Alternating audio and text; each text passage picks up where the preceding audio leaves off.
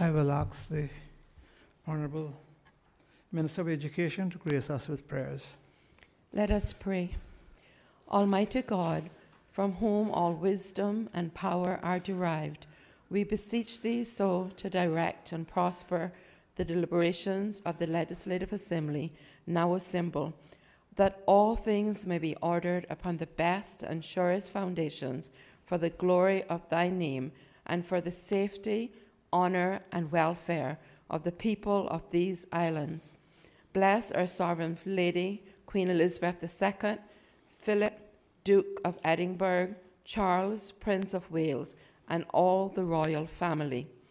Give grace to all who exercise authority in our Commonwealth, that peace and happiness, truth and justice, religion and piety may be established among us. Especially we pray for the governor of our islands, the premier, the speaker of the Legislative Assembly, the leader of the opposition, ministers of the cabinet, ex-officio members, and members of the Legislative Assembly, that we may be enabled faithfully to perform the responsible duties of our high office. All this we ask for thy great name's sake. Let us say the Lord's Prayer together.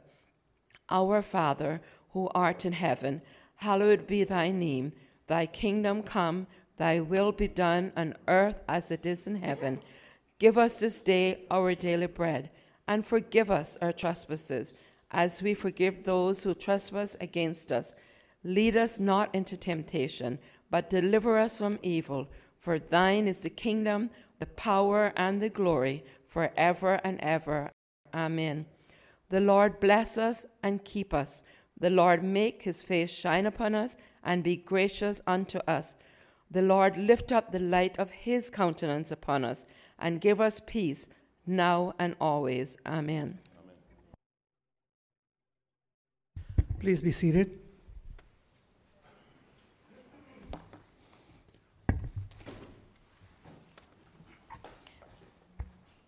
Administration of oaths or affirmations.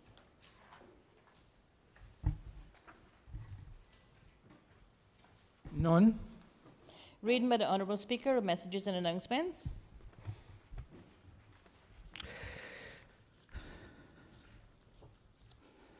Honourable colleagues, at the last meeting in the BRAC and Cayman BRAC, the chair had concluded that the member for Newlands must apologize to the chair and the House for the negative inference of improper motives.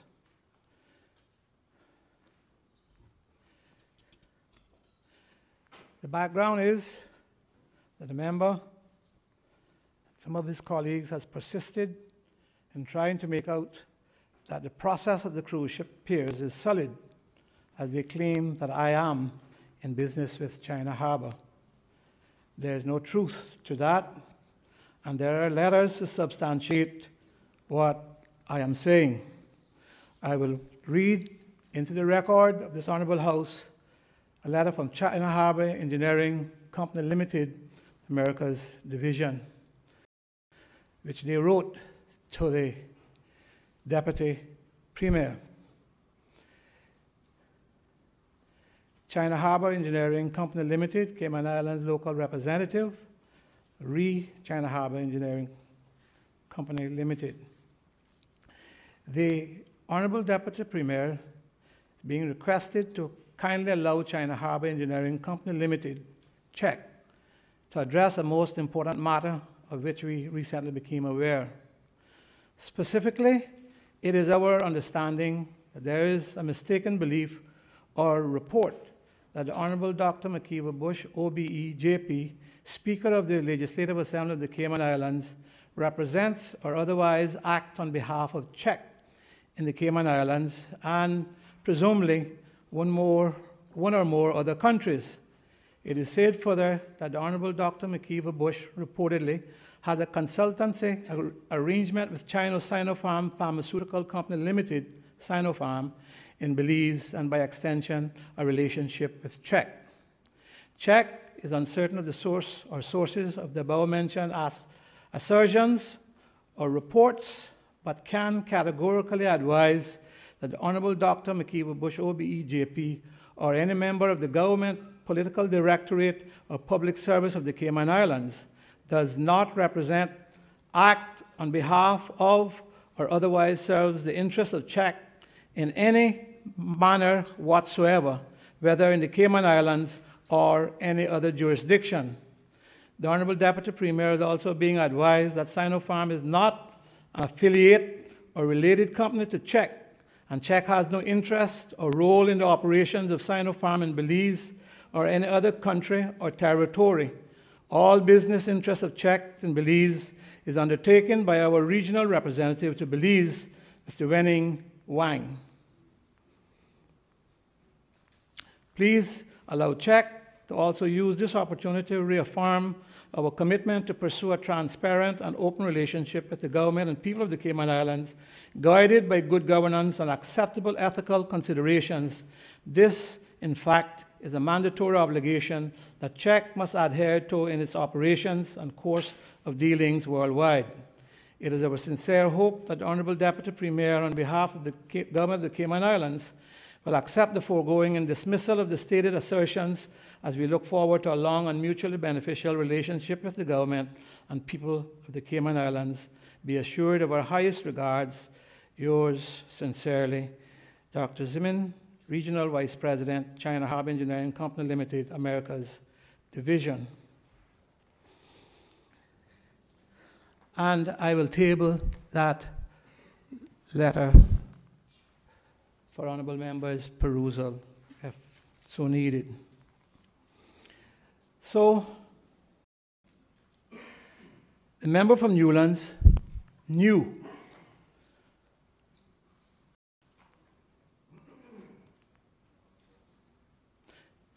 that he wrote to the China Harbor representative, who is a Caymanian and resides here in the islands, and asked if I was working with China Harbor.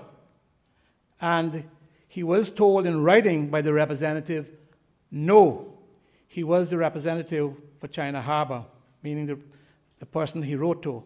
So the member, honorable members, in spite of being properly informed on this issue, came to this honorable house implying that a member was doing something wrong, which would put this honorable house into disrepute and the project into some kind of suspension, all to suit purposes as the opposition. The member has asked to examine the Hansard, and this was agreed, and a Hansard has been provided to him. Because of the order to strike out that part of the member's speech, I will not read it, but he has seen it, and my ruling stands. The member from Newlands must apologize to the chair and to this honorable house for trying to inform or infer wrongdoing. The matter I'm speaking to, of he writing to the Czech representative, is here, and this is as it reads, and I will table it. Is Mark working with you and China Harbor? I see he was in Belize trying to get them the airport contract. None of that is true. None of it. That's what he was asked. No, he isn't. That's the operative part of this thing. No, he isn't. I will table this also.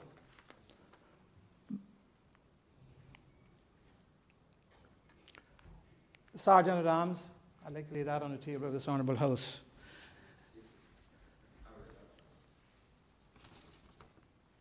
I read it for the letter from which came to me, copied, to the representative, from the representative.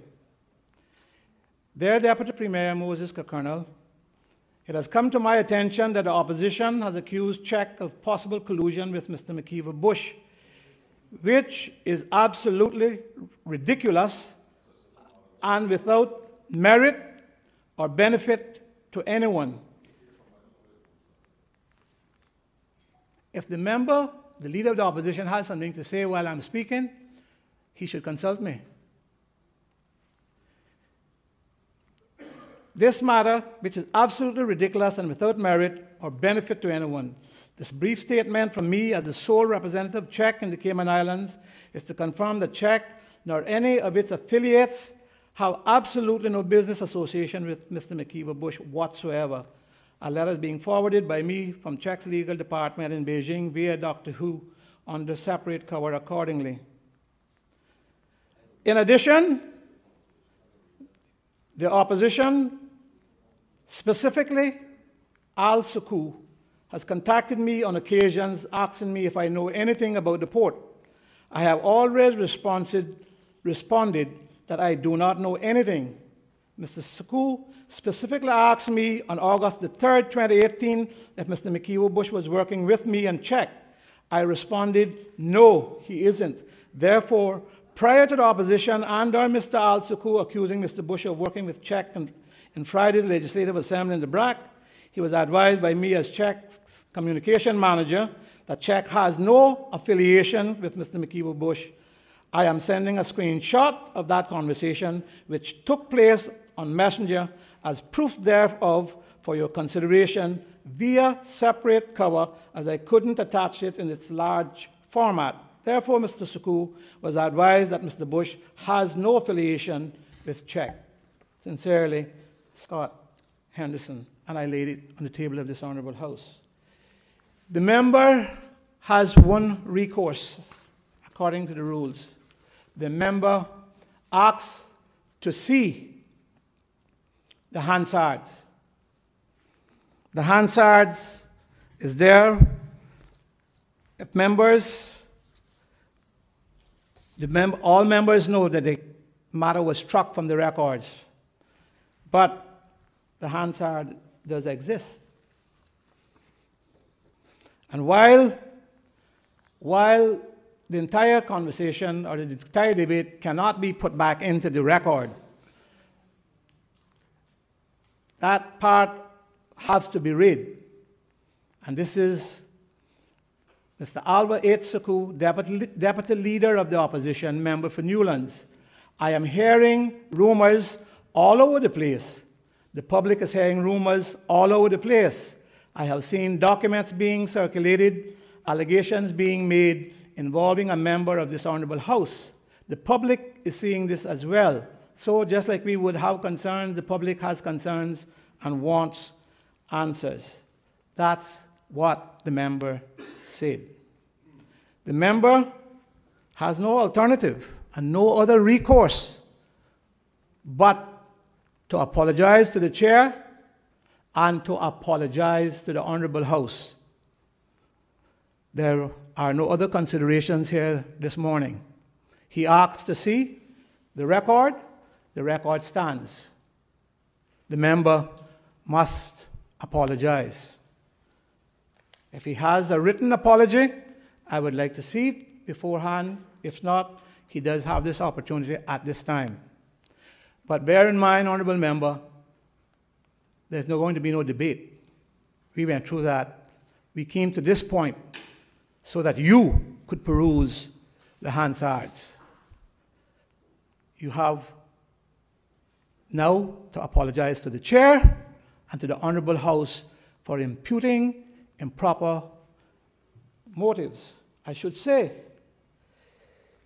the use of those words, which I need not repeat, would be considered to be slanderous in the public domain. Further, we ought to refrain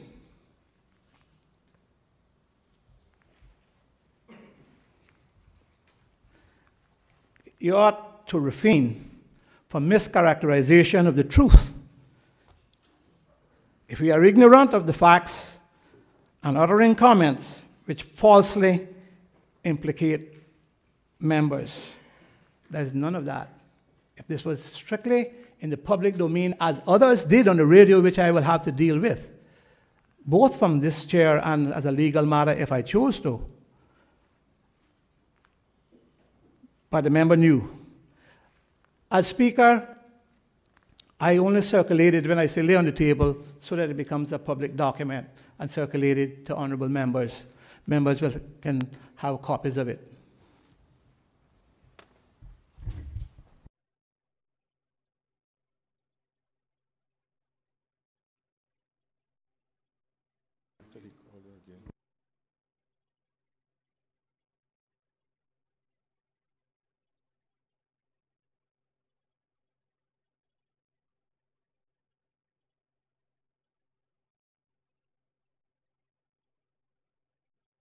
I have directed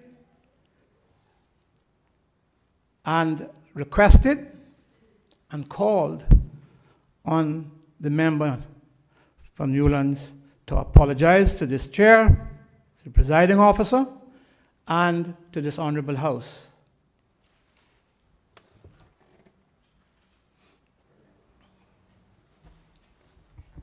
Thank you, Mr. Speaker. Mr. Speaker, I have apologized for a great many things in my life. I've apologized to friends, family, associates, co-workers, all for things that I was responsible for. I am not apologizing this morning for anything I was not responsible for. Honorable member, there is no argument. You made this attempt. You were cut short. And so you have announced you're not going to apologize. The standing orders will come into effect, and I will call on the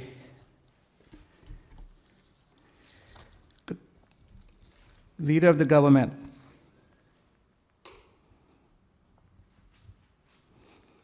to move the relevant motion.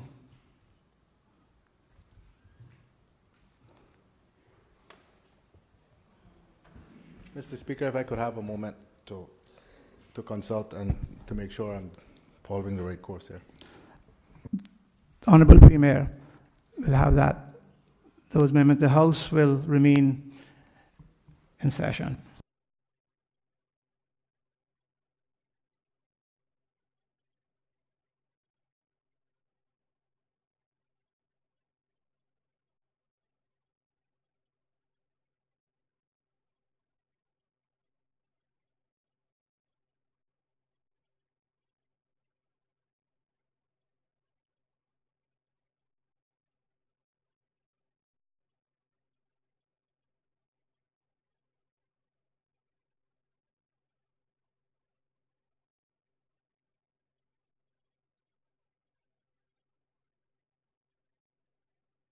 There is no question about what I'm talking about.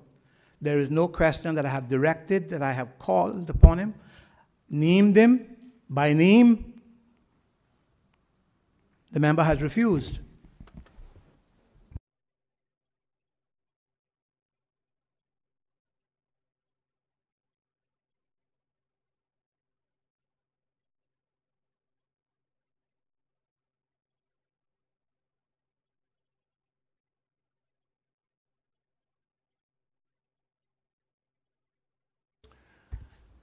Mr. Speaker,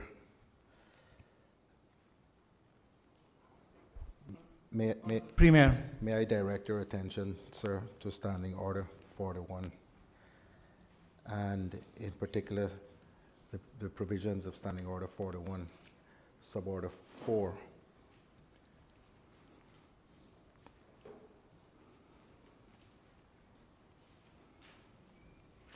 And the suborders that follow, which set out the procedure.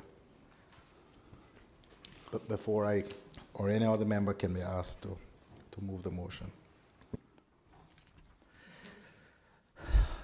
I think for clarity of this whole matter, I will read enforcement order. The presiding officer is responsible for the observance of the rules of order in the House. That's Standing Order 40. And in committees of the whole House, respectively, and his decision upon any point of order shall not be open to appeal and shall not be reviewed by the House, save upon a substantive motion made after notice. 41.1. The presiding officer, having called the attention of the House or of a committee to the conduct of a member who persists in irrelevance or tedious repetition, either of his own arguments or of the arguments used by the other members, may direct the member to discontinue his speech and to resume his seat. 2. The presiding officer shall order any member whose conduct is grossly disorderly to withdraw immediately from the House during the remainder of the day's sitting, and may direct such steps to be taken as are necessary to enforce that order. 3. If a direction to withdraw under paragraph 2 is not complied with at once, or if on any occasion the presiding officer thinks that his powers under that paragraph are inadequate, he may name such member or members in the manner provided by paragraph 4 and 5. 4, if a member shows disregard for the authority of the chair, and this is the operative matter, or abuses the rules of the House by persistently and willfully obstructing its business or observance, the presiding officer shall direct the attention of the House to the incident, mentioning by name the member concerned. The presiding officer shall then call upon a member of the government to move that the honorable member for, and in this case for Newlands, be suspended from the service of the House, and that the presiding officer shall forthwith put the question, no seconder being required, and no amendment, adjournment, or debate being allowed.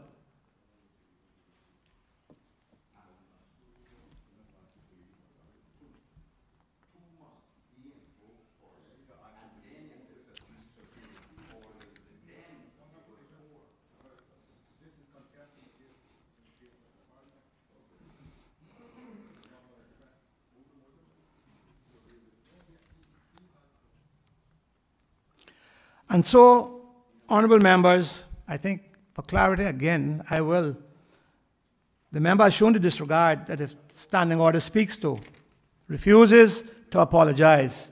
So the next move for the presiding officer is that the presiding officer shall call upon a member of the government to move, and I hereby call on the Premier to move that the honorable member for Newlands be suspended from the service of the House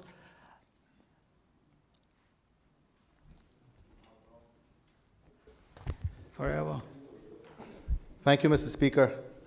Mr. Speaker, pursuant to your direction and the standing orders of this Honorable House, I, as Premier, do move that the Honorable Member for Newlands be suspended from the service of the House. Standing order says, standing order 41 and 6. If a member is suspended under any provision hereof, his suspension on the first occasion on any matter shall continue for 1 day. The motion is that the honorable member for Newlands be suspended from the service of the House for the time required by standing orders. All in favor?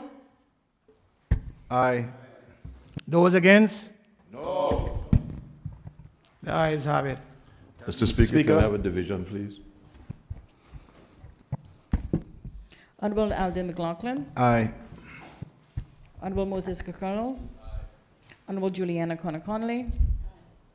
Honourable Dwayne Seymour. Honourable Roy McTaggart. Honourable Joseph Hugh. Aye. Honourable Tara Rivers. Honourable Barney Bush. No. Captain Eugene Ebanks.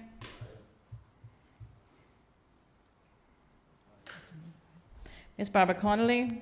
Aye. Mr. David White. Aye. Mr. Austin Harris. Aye. Honourable Ezra Miller. No. Mr. Alva Saku.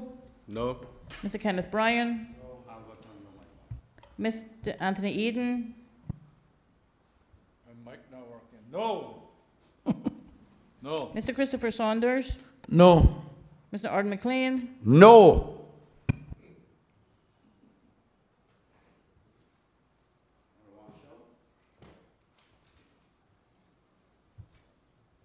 You didn't. Did you call Kenneth Bryan? I don't know. Yeah. Alden, I shall repeat yours and my opposition to that same man that sits in the chair. Okay? Ayes. 11. Noes. Mr. Speaker, with all due respect, that mic is not recording the results of this vote. Hope it records it now. Ayes 11, noes 7. The member from Newlands is suspended to the hour for 1 day.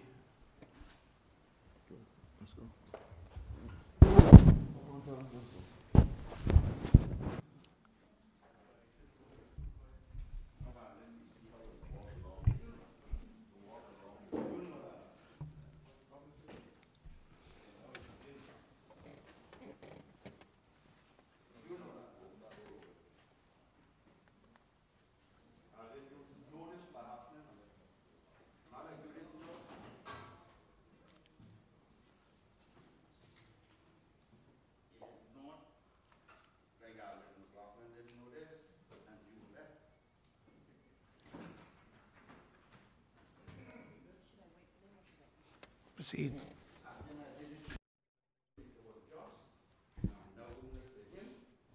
Honourable member for East End, if you are leaving, then proceed.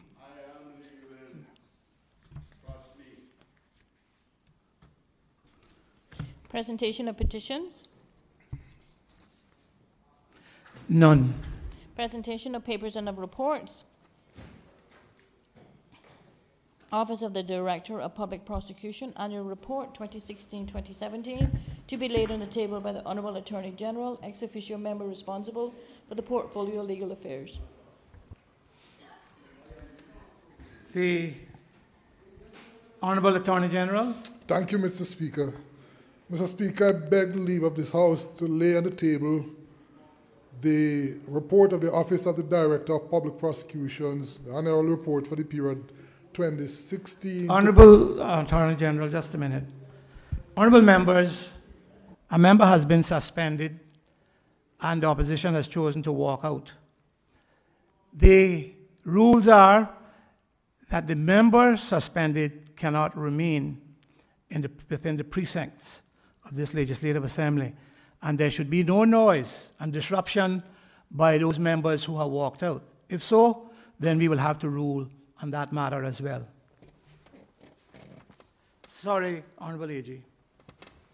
Can you begin from there? Thank you, Mr. Speaker. Mr. Speaker, I seek the leave of this Honourable House to lay on the table the annual report 2016-2017 of the Office of the Director of Public Prosecutions. So ordered. Is the member speaking there too? No, Mr. Speaker. The report is very self-explanatory, and I commend it to honourable members of this House and the wider public in general. Thank you. Cayman Islands Destination Performance Report 2017, to be laid on the table by the Honourable Minister of District Administration, Tourism and Transport. The Honourable Deputy Premier, Minister of Tourism.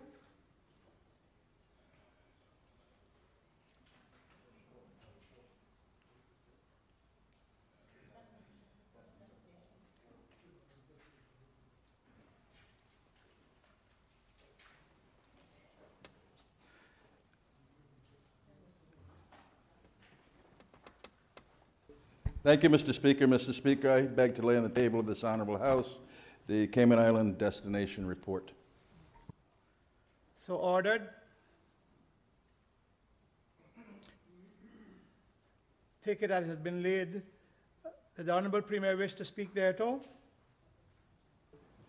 Deputy Premier, sir. No, sir, just to invite honourable members to have a look at it. Thank you.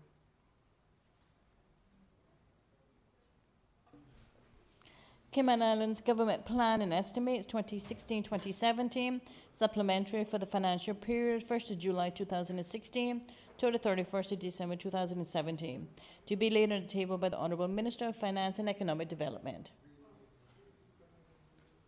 The Honourable Minister of Finance.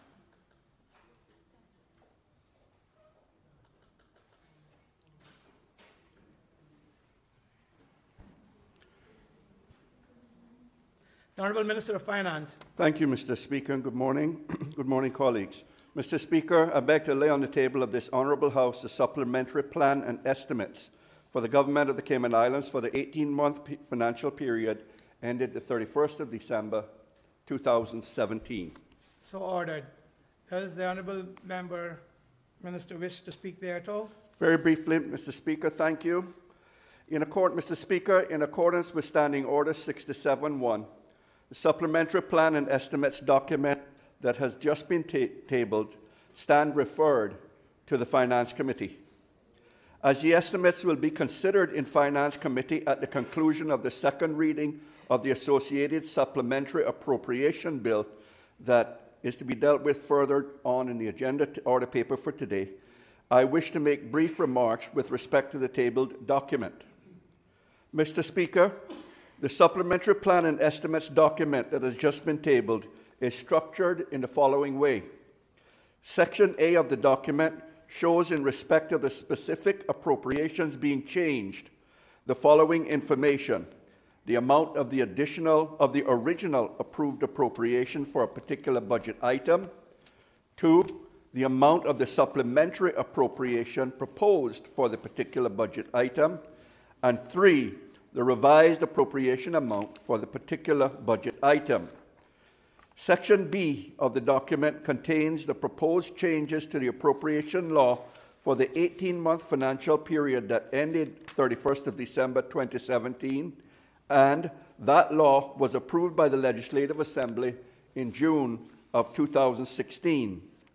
And Section C of the document shows the unaudited financial statements for the 18-month period ended 31st of December 2017.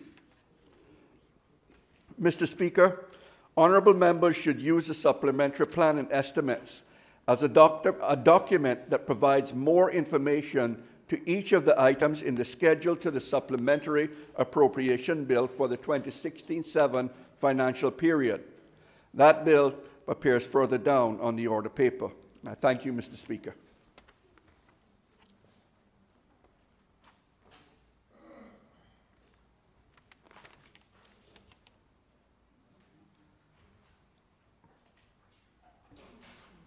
Request to Financial Committee for appropriation changes under Section 12 of the Public Management and Finance Law 2018 revision for the year ending 31st December 2018 to be laid on the table by the Honourable Minister of Finance and Economic Development. The Honourable Minister of Finance. Thank you, Mr. Speaker. Mr. Speaker, I beg to lay on the table of this Honourable House the request to Finance Committee for appropriation changes under Section 12 of the Public Management and Finance Law 2018 revision, or the PMFL, for the year ending 31st of December 2018. So ordered.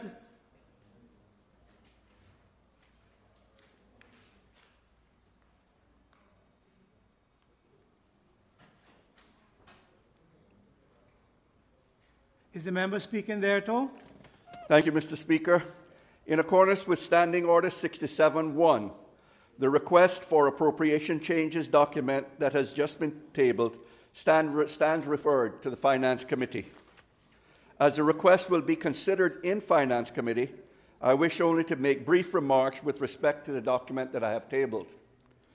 Mr. Speaker, the appropriation changes being sought from Finance Committee under Section 12 of the PMFL are for additional funding of $6.5 million for NGS 55, tertiary care at local and overseas institutions, and $1.9 million for the Green Iguana culling project. The additional funding required for NGS 55 is as a result of the increasing number of indigents, seamen, and veterans who are referred for tertiary treatment overseas and within the Cayman Islands. The current request is in addition to the $8 million that was requested and approved by Finance Committee of the Legislative Assembly on the 3rd of July 2018. The additional $1.9 million sought is for a program aimed at reducing the invasive green iguana population. Furthermore, Finance Committee is requested to approve the use of the Environmental Protection Fund in respect of the Green Iguana culling project. Thank you, Mr. Speaker.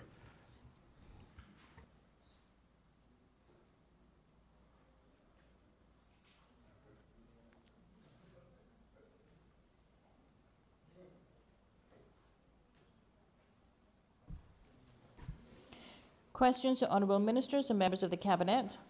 The elected member for Borden Town West to ask the honourable. After 11 o'clock, the Premier can move the suspension of this relevant standing order. Thank you, Mr. Speaker. Mr. Speaker, I move the suspension of Standing Order 23, 4 and 5, I believe it is. For safety's sake, I'll say the relevant standing order to permit questions to be asked of ministers and members of the Cabinet after the hour of 11. The question is that the standing orders be suspended to allow for questions to be asked after 11 a.m. All in favor? Aye. Those against? The ayes have it. Clerk. The elected member for Borden Town West to ask the honourable Minister of Finance and Economic Development. Question number 12.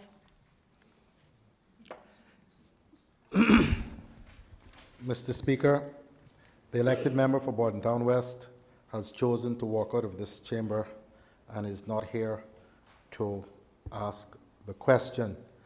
The answer is ready, sir. As there is no one, sorry, Mr. Premier. Mr. Speaker, the opposition are fond of complaining that ministers won't answer questions. Mr. Speaker, I would move that this question number 12, scheduled to be asked by the elected member from Borden Town West of the Honourable Minister for Finance and Economic Development, be deferred to a later sitting at this meeting of the House. Question is that this question number 12 on the order paper, put down by the member for Borden Town West, be set down on another order paper. All in favor? Aye. Those against? The ayes have it.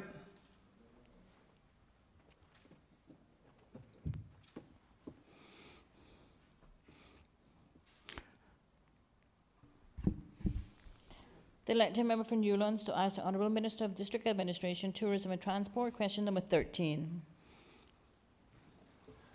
Mr. Speaker, as the elected member for Newlands has been suspended for a day from this meeting, I move that question number 13, standing in his name, be deferred to a later sitting at this meeting of the House. Question is that question number 13, set down by the member for Newlands, be set down at a later sitting. All in favor? Aye. Those against? Ayes have it. Elected member for East End to ask the Honourable Minister of District Administration, Tourism and Transport. Question number 14.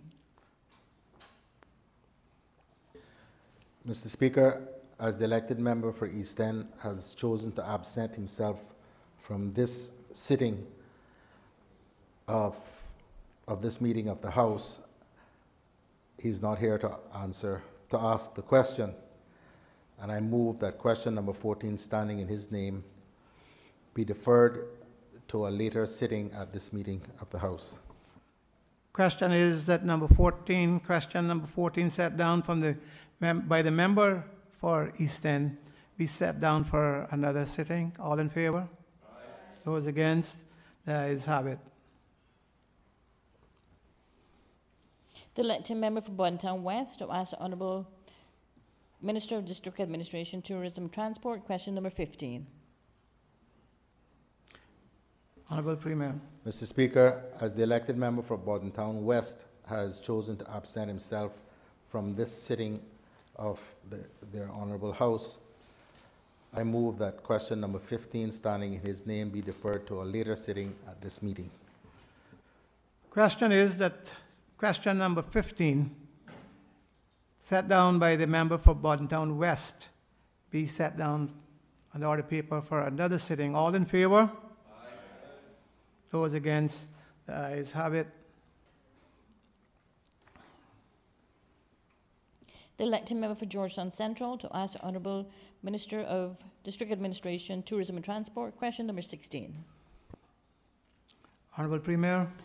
Mr. Speaker, as the elected member for Georgetown Central has chosen to absent himself from this sitting of this meeting of this Honourable House, I move, he's not here to ask the question, and I move that question number 16, standing in his name, be deferred to a later sitting at this meeting of this Honourable House.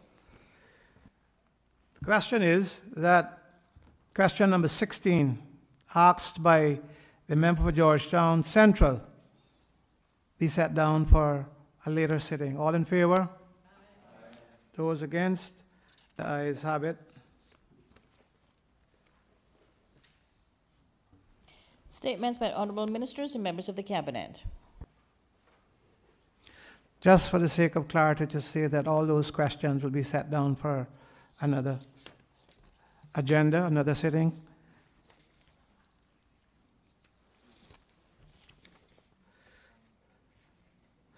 Statement. Honourable the Minister of Finance.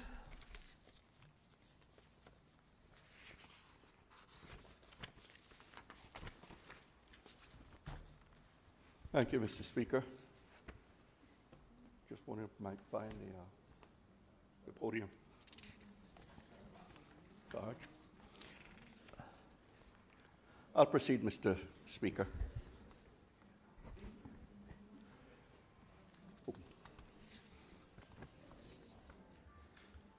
Thank you.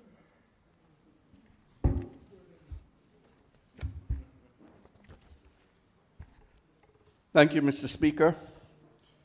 Mr. Speaker, as required by Section 11(6) of the Public Management and Finance Law 2018 revision, or the PMFL, I make this statement to members of this Honourable House with respect to the exceptional circumstances transactions that were approved by the Cabinet for the Ministry of Finance and Economic Development during the 2016-17 18-month budget period that ended on the 31st of December 2017.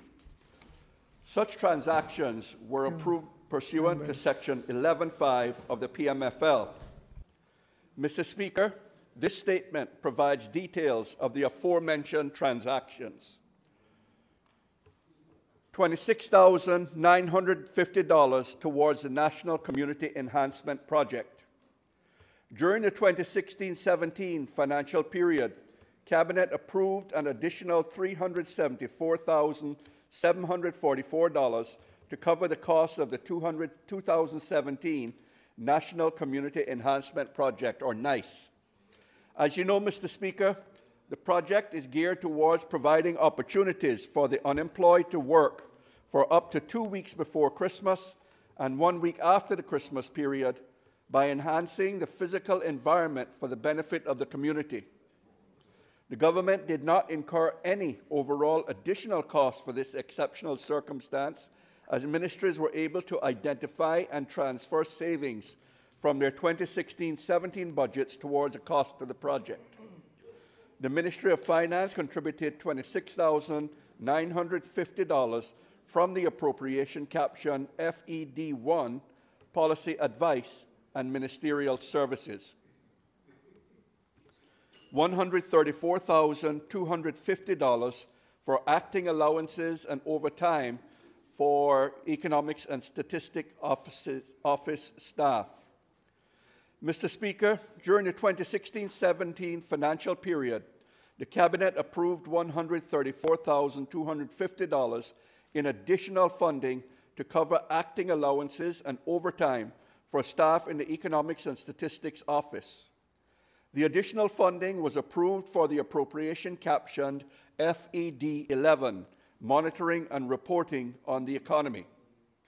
Mr. Speaker, staff within the ESO took on additional duties and responsibilities where posts were vacant or for staff who were out of office.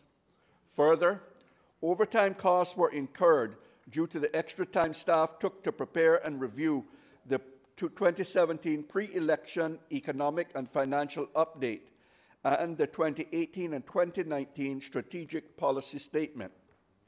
As you know, Mr. Speaker, The ESO prepared economic updates and forecasts for the 2017 pre-economic and financial update, which was gazetted on 25th April 2017, and for the 2018-2019 SPS, tabled in this Honourable Assembly on the 25th of August 2017.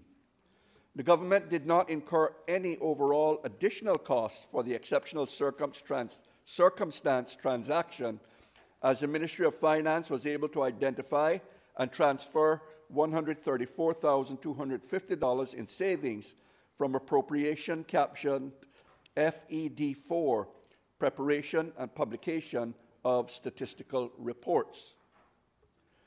$350,000 for the shortage in postage stamps revenue. Mr. Speaker, during 2016-17 financial period, the Cayman Islands Postal Department did not collect sufficient postage stamp revenue to cover all of its operating expenses. The Cabinet approved an additional $350,000 to cover the shortfall in revenue for the appropriation captioned FED10, National Mail Service.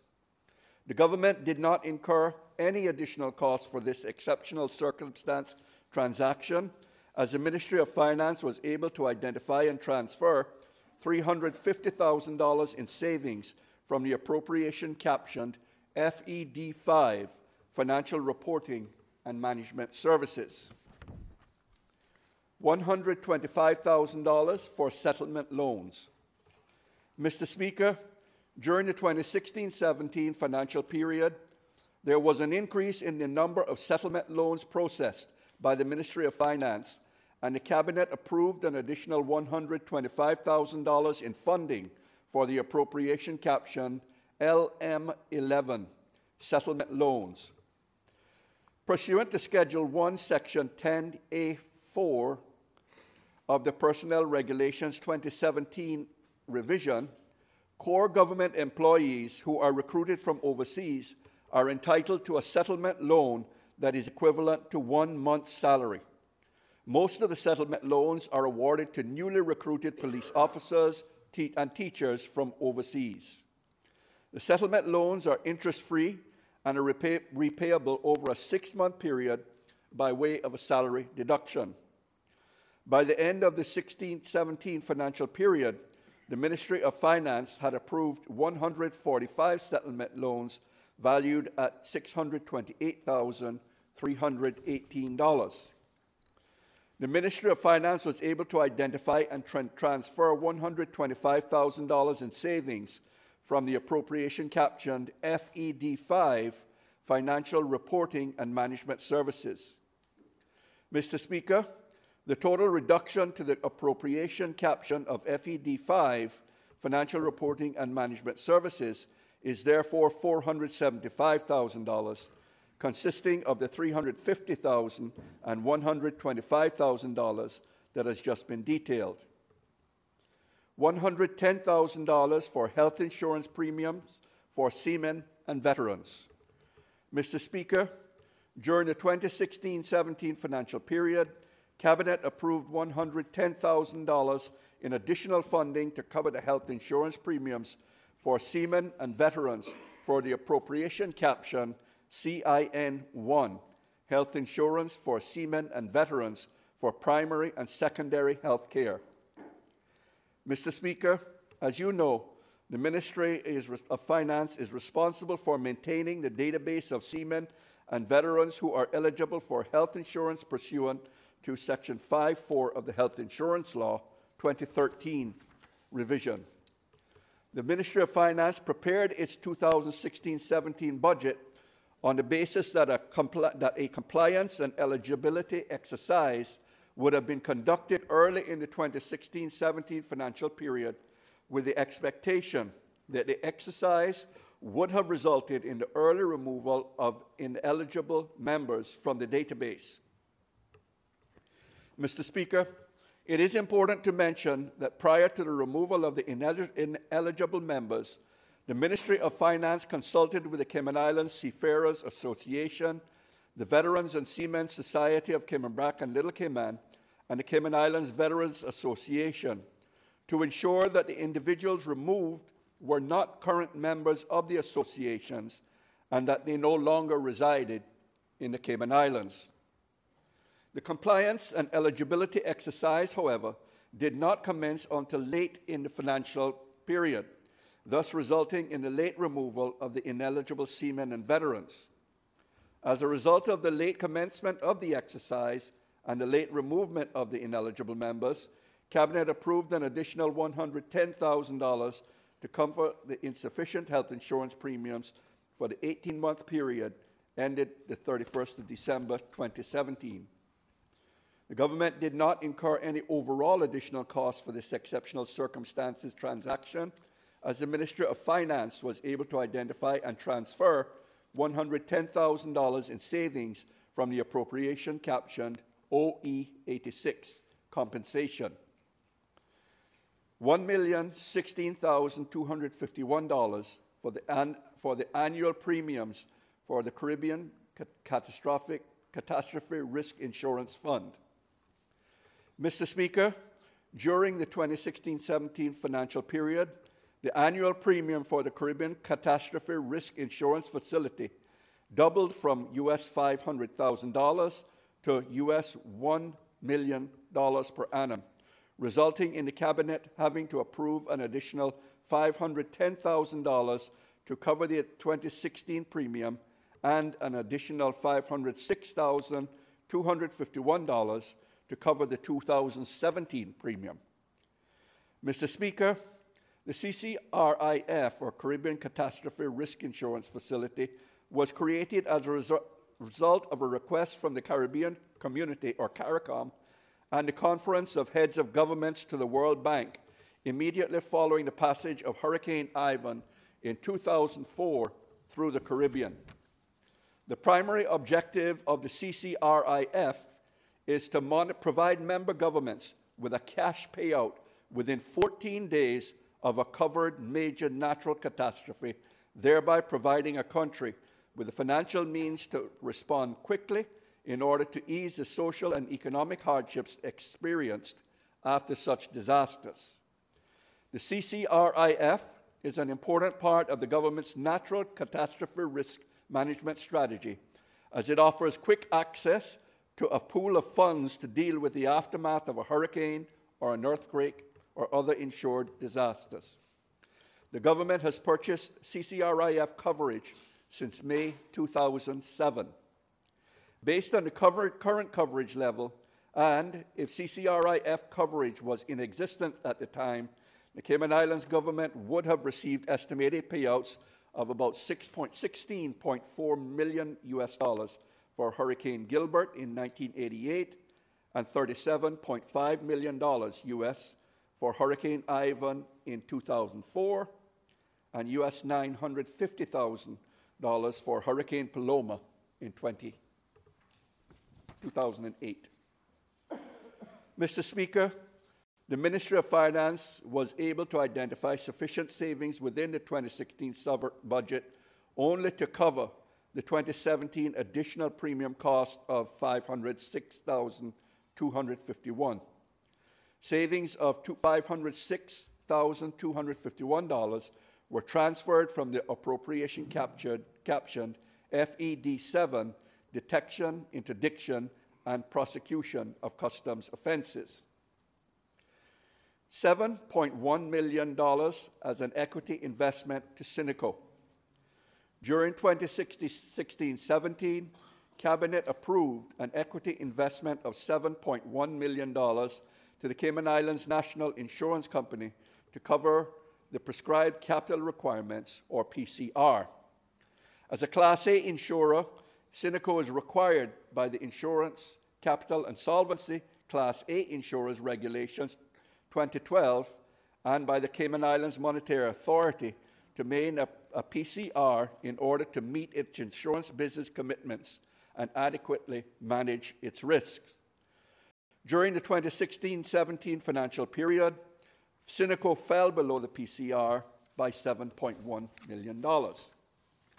Non-compliance with the PCR exposed Cineco to high credit and liquidity risks that could have negatively impacted Cineco's financial position and its ability to meet its contractual obligations as and when they fell due.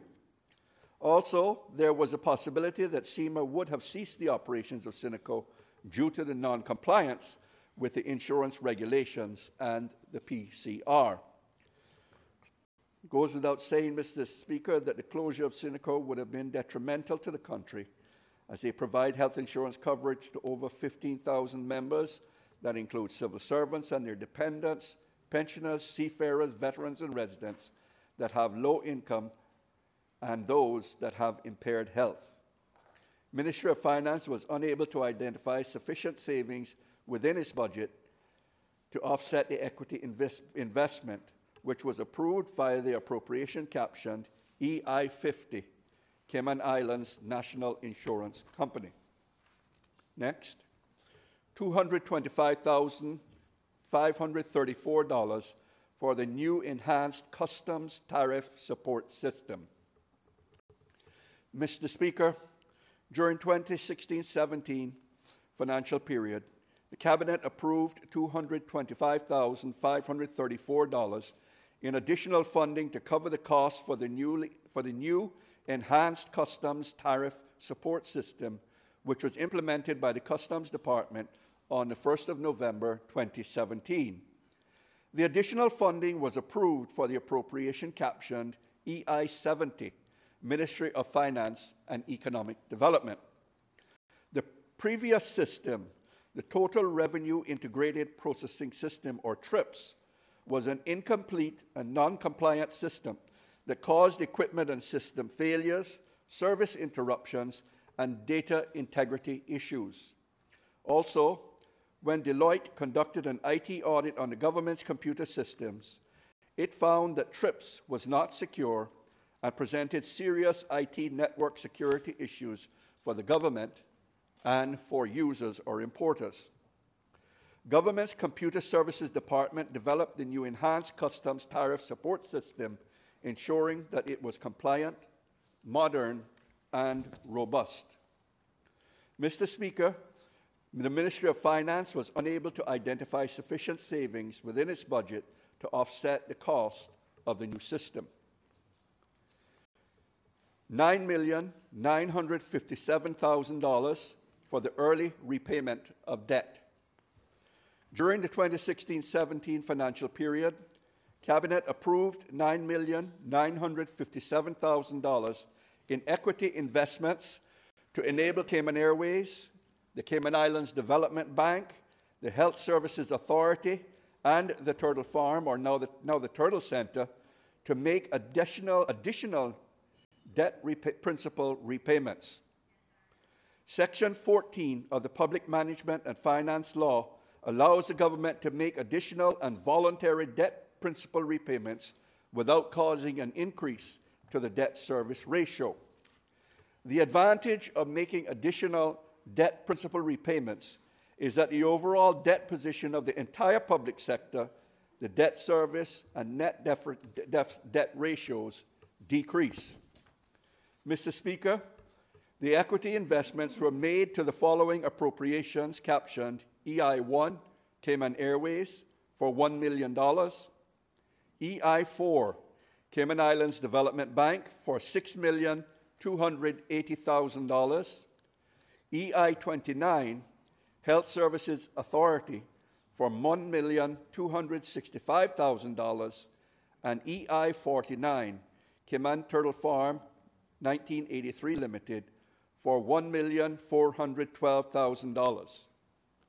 Mr. Speaker, while some of the entities that were impacted by these equity investment changes fell under the ambit of the Ministry of Finance during the 2016 financial period,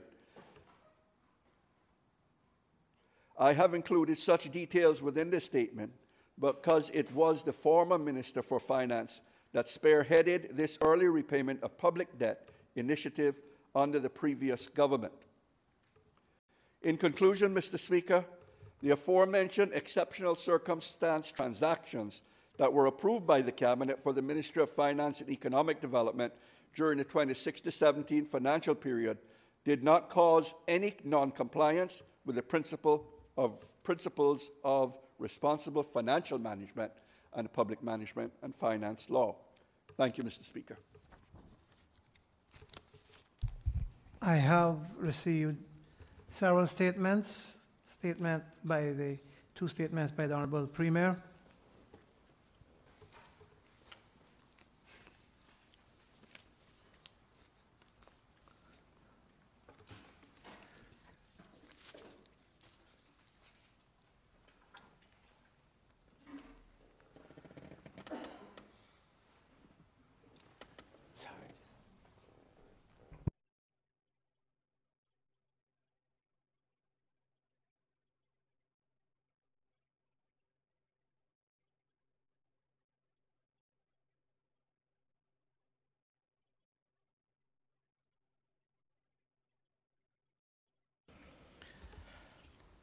Mr. Speaker, I rise to elaborate on the former Minister of Community Affairs, Youth and Sports supplementary appropriations for the financial year 2016-17 in accordance with Section 11(6) of the Public Management and Finance Law. I will begin by detailing the supplementary appropriations for the Needs Assessment Unit. Based on budget trends, the Needs Assessment Unit advised the Ministry that some of the allocated funding was insufficient to provide services through until the end of the financial year. Hence, Mr. Speaker, the Ministry reshuffled its budget to increase funding to welfare areas that were projected to be overspent and offset this by decreasing funding in welfare areas that were not being fully utilized. In August 2017, therefore, Mr. Speaker, appropriation changes were approved by Cabinet in the amount of $719,500 to reallocate funding as follows. Increased TP43 poor relief vouchers used to pay for food for families in need by $449,000. NGS 68 rental assistance to pay for rental accommodation for persons in need by $250,000. TP75 needs assessment support used to pay for utilities, medical equipment, medical travel, summer camps, exam fees, school-related expenses for persons in need by $20,500, and decreased TP41 poor relief payments used to pay permanent financial assistance for persons in need, mainly older persons and those permanently disabled, by $719,500. Mr. Speaker, in November 2017, the Needs Assessment Unit required an additional reallocation of funds. The Ministry therefore identified savings which could be reallocated. Accordingly, Cabinet granted approval for the additional reallocation of funds in the amount of $865,000 as follows. 1. Increased TP43 poor relief vouchers by $350,000, NGS 68 rental assistance by $430,000, and TP75 needs assessment support by $85,000, and decreased TP41 poor relief payments by $100,000, TP47 ex gratia benefit payments to seamen by $665,000, and TP48 benefit payments to ex-servicemen by $100,000. Lastly, Mr. Speaker, in January 2018, Cabinet granted approval for another reallocation of funds in the amount of $260,000 as follows. 1. Increased TP43 poor relief vouchers by $65,000, NGS 68 rental assistance by $115,000, and TP75 needs assessment support by $80,000. And 2. Decreased NGS 68 burial assistance by $25,000, NGS 63 school feeding program by $10,000, TP50 preschool grants by $35,000, TP47 ex gratia benefit payments to seamen by $75,000, and TP48 benefit payments to ex-servicemen by $115,000. The Department of Children and Family Services. Mr. Speaker, in September 2017, the Department of Children and Family Services advised the Ministry that they were in need of additional funding in the NGS 72 Therapeutic Services for Young Persons appropriation in order to continue to provide services to young persons. In fact, Mr. Speaker, the allocated funding had been exhausted prior to the end of the 2016-2017 financial year. The Ministry therefore identified savings within the TP 57 Children and Family Services Support Appropriation, which could be reallocated to NGS 72. Given this, Mr. Speaker, the Ministry increased NGS 72 by 25,000 and decreased TP 57 by a similar sum. Children and Youth Services Foundation, better known as KEYS, the KEYS Foundation. Mr. Speaker, during the 2016-2017 financial year, the Ministry also had requests for additional funding from the Children and Youth Services Foundation. As you are aware, KEYS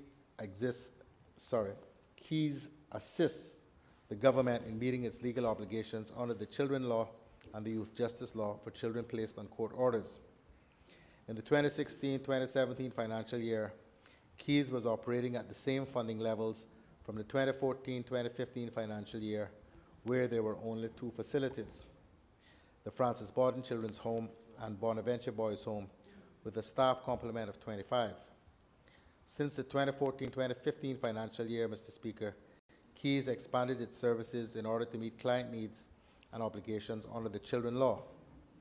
In 2016-2017, KEYS operated an additional wing for boys on care orders at the Francis Borden Children's Home and secure accommodation at Phoenix House on the Bonaventure site with an increased staff headcount of 39.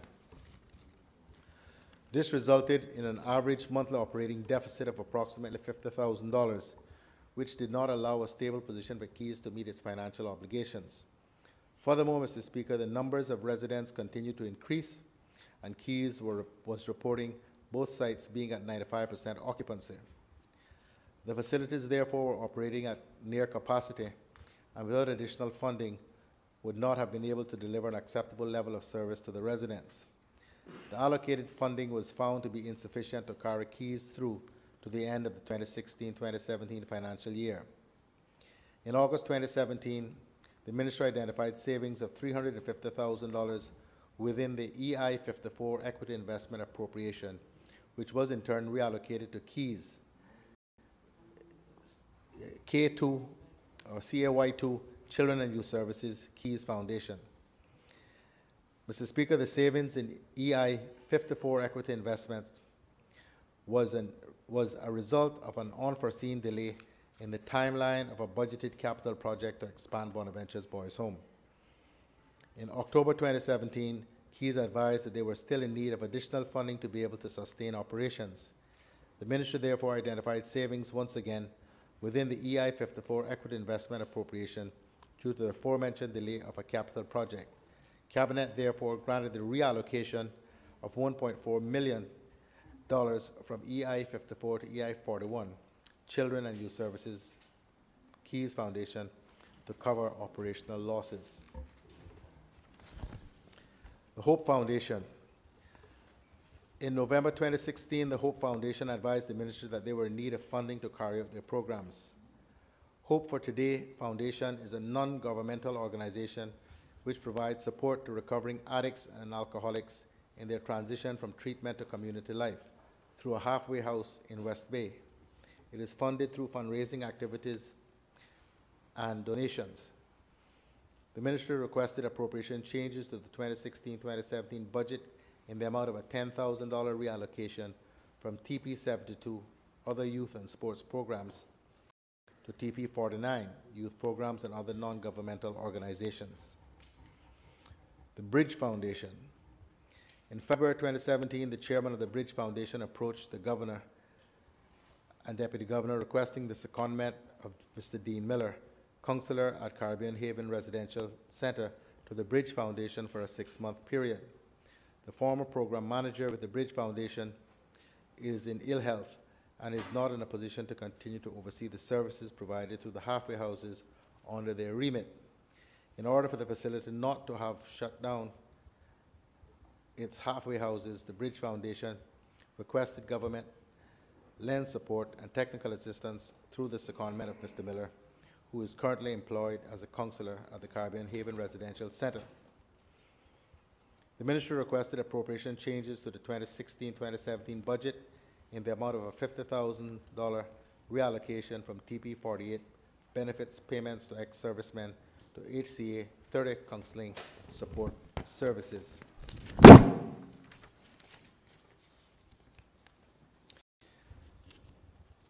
In closing, Mr. Speaker and honorable members of this House, I have explained the exceptional circumstances that made it necessary for the approval of the supplementary appropriations in the 2016-2017 financial year for the former Ministry of Community Affairs, Youth and Sports.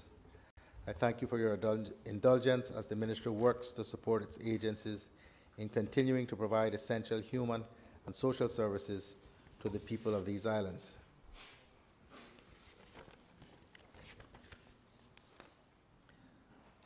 Mr. Speaker, I have a statement as well with respect to the Ministry of Human Resources and Immigration. Statement for the exceptional circumstances which gave rise to supplementary appropriation by the Cabinet. Mr. Speaker, as a result of the ministerial reorganization after the 2017 general elections, a number of departments changed ministries with effect from July 1st, 2017. Additionally, the name of the ministry was changed from the Ministry of Home Affairs to the Ministry of Human Resources and Immigration. As a result of the reorganization, a number of departments were transferred from the Ministry of Human Resources and Immigration, formerly known as the Ministry of Home Affairs. These were Hazard Management, Cayman Islands, Department of Public Safety, Her Majesty's Prison Service, the Department of Community Rehabilitation, the Cayman Islands Fire Service, the Ministry's Support Staff and Funding, and the National Drug Council. The movement of these departments resulted in the appropriation amounts being transferred from the former Ministry of Home Affairs to the new Ministry of Financial Services and Home Affairs. Mr. Speaker, there were output groups: HCA 2, licensing services, $181,706. HCA 7, incident responses, $1,113,835. HCA 9, National Disaster Preparedness and Response Services, $590,105. HCA 11, Prison Services, $6,679,925. HCA 12, Correctional Supervision, Intervention and Support Services, $2,417,728. HCA 14, Protection and Investigative Services, $86,640. HCA 15, Emergency Domestic Fire Services, $4,091,691. HCA 17, Aerodrome Fire Services, $3,553,140. HCA 1, Policy Advice and Ministerial Services on Human Resource and Border Control Matters, $23,547. And NDC 1, Policy Prevention, Surveillance, Research, Information, Monitoring, and Evaluation, $143,429. Mr. Speaker, the Department of Computer Services was transferred from the Ministry of Home Affairs to the Ministry of Commerce, Planning and Infrastructure, along with the following funding: HCA 20, Technology Support Services, $2,996,564. The following departments were transferred from the Ministry of Education to the Ministry of Human Resources and Immigration: the Department of Labor and Human Resource Services and National Workforce Development Agency, and the National Workforce Development Agency. Two separate TP budget allocations.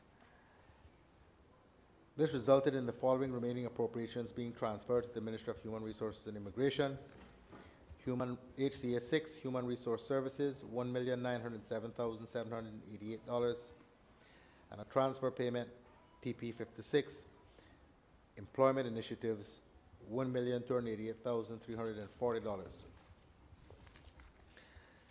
NGS 38, Services for Irregular Migrants, as required, an additional sum of $3.6 million to cover exceptional costs arising from a material influx of migrants spending time in our facilities.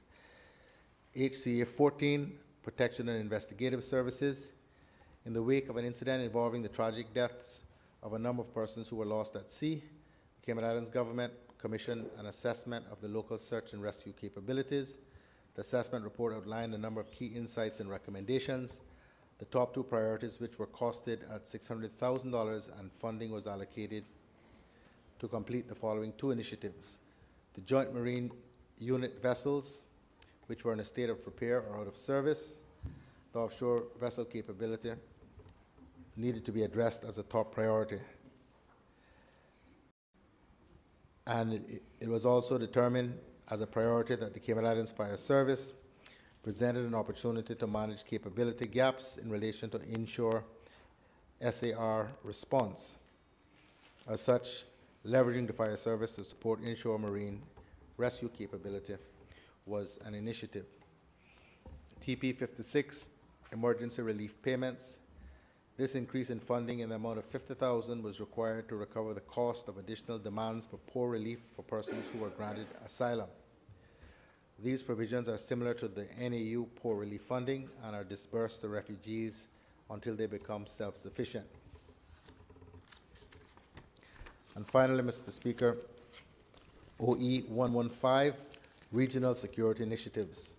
Pursuant to Section 11.5 and 11.6 of the Public Management and Finance Law 2017, this transaction is a reclassification of funds from Appropriation Group EI-12 to Appropriation Group OE 115 in the amount of $597,377 for the payment of the outstanding liability to the CARICOM Crime and Security Agenda, JRCC. The amount of $597,377 was required to pay outstanding contributions to the Joint Regional Communications Center. This is a CARICOM-driven regional security initiative which benefits the region and the Cayman Islands.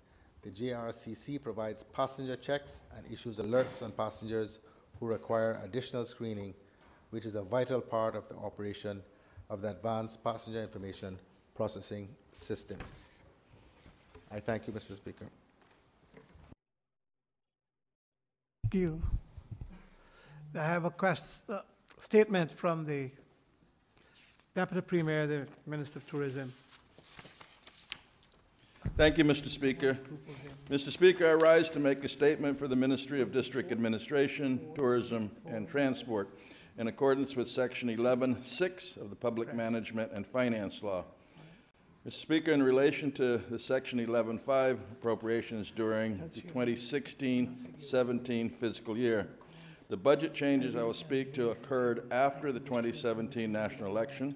Previous statement on Section 11.5 appropriations covered budget changes made prior to the election in 2016-17 fiscal year.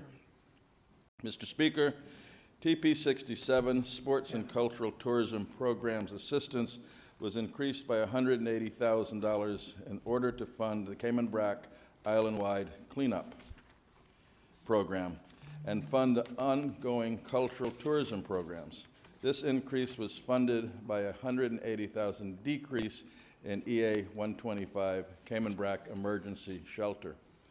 The appropriation TP 66 Sister Islands Home Repairs Assistance was increased by $70,000 in order to assist with the housing repair program for senior citizens in Cayman Brac.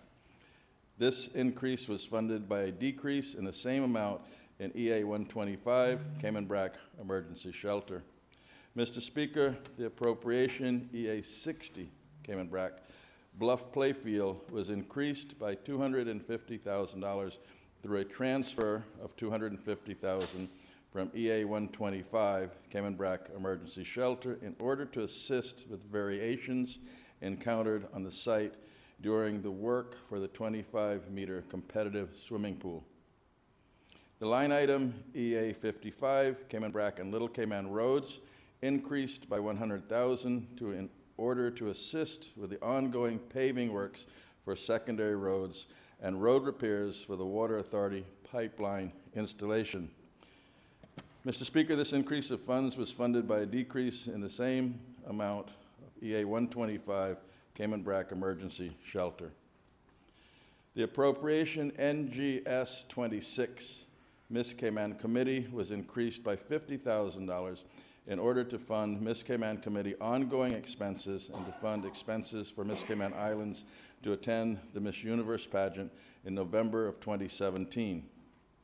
Mr. Speaker, EA 55, Cayman Brac and Little Cayman Roads was increased by $225,000 in order to assist with the ongoing paving works for secondary roads and roads for Water Authority pipeline installation.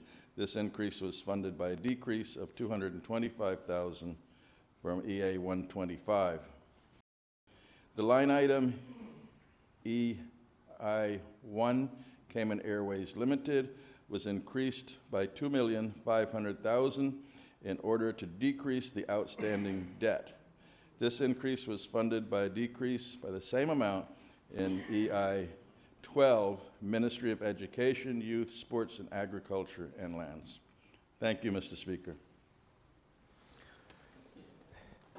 I have received statement from the Honorable Minister of Education.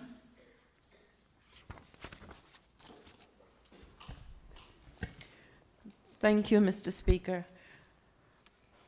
Mr. Speaker, thank you for allowing me the opportunity to bring to the attention of this Honourable House the exceptional circumstances appropriation changes which have resulted in the supplementary appropriations initiated by the Ministry of Education, Youth, Sports, Agriculture, Lands for the 18th-month period ending the 31st of December 2017. The Department of Education increase in staff for special education needs. Mr. Speaker, in August 2016, Cabinet approval was granted to the increased appropriations to the Department of Education Services, DES, for increased staffing for primary education and education of children with special needs. This approval was made subsequent to discussions in Finance Committee with regards to the level of need within the education system for additional resources, specifically staffing at primary and special educational needs. In the absence of budgeted funds, the appropriation was requested and approved to cover such costs of 50 additional teachers for special needs education and interventions. This resulted in increases in appropriation EGA 5, Primary Education Services, by $1,201,682, and EGA 7, Education for Students with Special Needs, by $1,987,784. The breakdown of the posts were as follows, Mr. Speaker. Position, the number, and the rationale. Education Psychologist 2, Occupational Therapist 3, Occupational Therapist Assistants, Counselors 3 and 2 respectively, Speech and Language Therapist 3, Speech and Language Therapist Assistant 2, Vision and Hearing Specialist 2, Other Therapists, Art Therapy 1, and the rationale was that they were necessary to adequately staff the student services areas to ensure increased intervention in additional to assessment that could occur. KS1 Behavioral Inclusion Specialist 1, KS1 Specialist Support Assistant for Behavior, needed for Staff and Behavior Unit to address the primary students' needs out of the mainstream environment. ESL Specialist 1, needed for growth in student numbers of English as a second language was increasing. Numeracy Coach 1, to support improvements in the teaching of mathematics. Assistant Teacher 8, growth in the number of students assessed as needed one-to-one support entering the system in 2016-2017. Assistant Teachers 19, to deliver targeted numeracy and literacy interventions. Early Intervention Program Teacher 1, to increase the need to support preschool and children, being a total of 50. The posts were appointed on a phased implementation during 2016-2017 year, Mr. Speaker. As the year progressed and the needs of the students shifted, 4 of the posts were converted to other essential special education needs posts. The conversions were as follows. 1, the art therapist and 1 occupational therapist assistant were converted to 2 response intervention tier 3 teacher posts to enable the Department of Education Services to staff the Reading Recovery Program implemented in 2017-2018 school year for Year 1 and Year 2 students. These students were identified as needing additional literacy intervention. One occupational therapist assistant post and one speech and language therapist post was converted to one supply teacher post. The supply teacher post was an essential addition to provide continued educational provision for long-term absences and a release of teacher for professional development planning during the school day. The ministry was able to fund these posts through savings from a reduction of outsourced services, through savings in operational line items due to actual insurance premiums being less than anticipated, and through partial funding by Cabinet.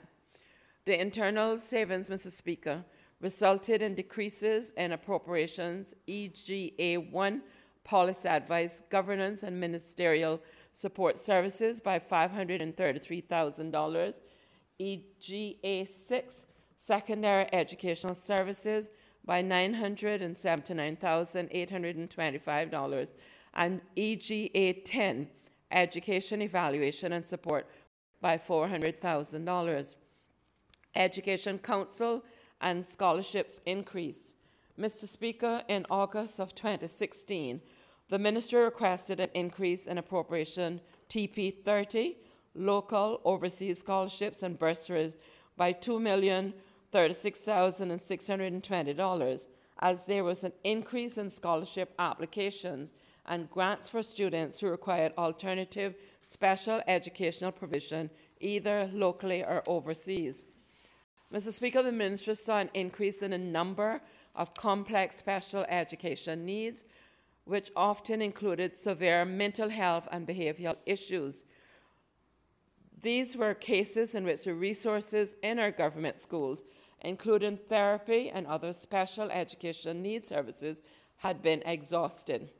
On a positive note, Mr. Speaker, there were more Caymanian students qualifying for A-level studies and studies at the University College, UCCI. Therefore, there was an increased need for scholarships for these post-secondary programs. There was also an increase in a number of Caymanian students meeting the academic criteria for both local and overseas undergraduate and postgraduate studies. Additionally, Mr. Speaker, there was an increase in the number of students able to maintain their scholarships, both local and overseas. Land purchases, increase in appropriation, EA4. Mr. Speaker, the government had the opportunity to purchase Block 44B, Parcel 23, which is approximately 0.97 of an acre of undeveloped land, comprising of white sandy beach with light vegetation adjoining the Coalwood Public Beach in Bordentown. The acquisition of the land increased the length of the 310 public beach by approximately an additional 210 feet and therefore extended the existing public beach facility in Bordentown. The land for sale was $600,000. However, Mr. Speaker, the landowner agreed to take payment in 2 equal installments of $300,000 with no interest payable. The first installment was due in 2016-2017 and the second in January 2018. At the time of sale, there were no remaining funds in EA4, lands purchase. Funding for the initial installment of the $300,000 was deemed by Cabinet to be an exceptional circumstance, pursuant to Sections 11.5 and 11.6 of the PMFL. The second installment was paid out of 2018 EA4 appropriated funds. In reference to the purchase of Block 23C, parcels 123, 124, 125, and Block 25B, parcels 174, 265, and 297, these undeveloped 6 adjoining parcels located between Prospect Drive and Victory Avenue, total 1.62 acres, were offered for sale to the government upon the death of the landowner. The government wished to take up this unique opportunity, Mr. Speaker, to purchase these said 6 parcels for future development as a public park in Prospect. However, there were no remaining funds left in EA4 land purchase, and a price of $500,000 was agreed by Cabinet. Funding of the said $500,000 was deemed by Cabinet to also be an exceptional circumstance pursuant to 11.5 and 11.6 of the PMFL. International College of the Cayman Islands increase in the appropriation. In September 2017, Mr. Speaker, Cabinet approval was sought to increase appropriation in GS 25, teaching of tertiary education courses, by the sum of $350,000, following a request by the International College of the Cayman Islands, ICCI, for the Cayman Islands government support to enable the college to continue in its operation. Funds for this appropriation were realized by transferring funding from other appropriations within the ministry, namely through the decrease in appropriation TP 56, employment initiatives by $200,000, the decrease in appropriation TP 72, other youth and sports programs, assistance by $100,000, and by the decrease in appropriation TP 30, local overseas scholarships and bursaries by $50,000. TP 56, employment initiatives, also had a surplus funds, Mr. Speaker, in 2016-2017. This was because $1,205,000 and the budget for the Ready to Work KY program in 2016-2017 was designed to subsidize wages and salaries paid to job seekers who found employment in the private sector. However, Mr. Speaker, I can report that most employers did not access this subsidy and opted to pay the job seekers the full amount earned without any support from the government. As a result, there was a surplus for $1,065,241. The minister determined that $100,000 could be moved from TP 72, other youth and sports programs, to NGS 25, teaching of tertiary education courses for the benefit of ICCI, without affecting any applications during the rest of the year, as some organizations had not utilized all of the available funding and no new requests for funding were anticipated. Mr. Speaker, the ministry also determined that $50,000 could be removed from TP 30, local overseas scholarships and bursaries, to NGS 25, the teaching of tertiary education courses for ICCI, without affecting disbursements to students, as a small surplus was anticipated. In closing, Mr. Speaker, let me thank you for allowing me to explain these exceptional circumstances which have resulted in supplementary appropriations initiated by the Ministry of Education, Youth, Sports, Agriculture and Lands for the 18th-month period concluding 31st of December 2017. Thank you, Mr. Speaker.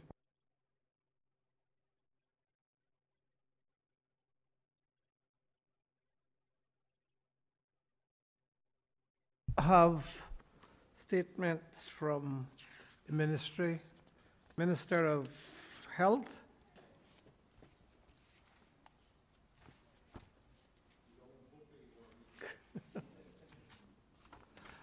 Before the Minister begins, can I ask for a brief suspension?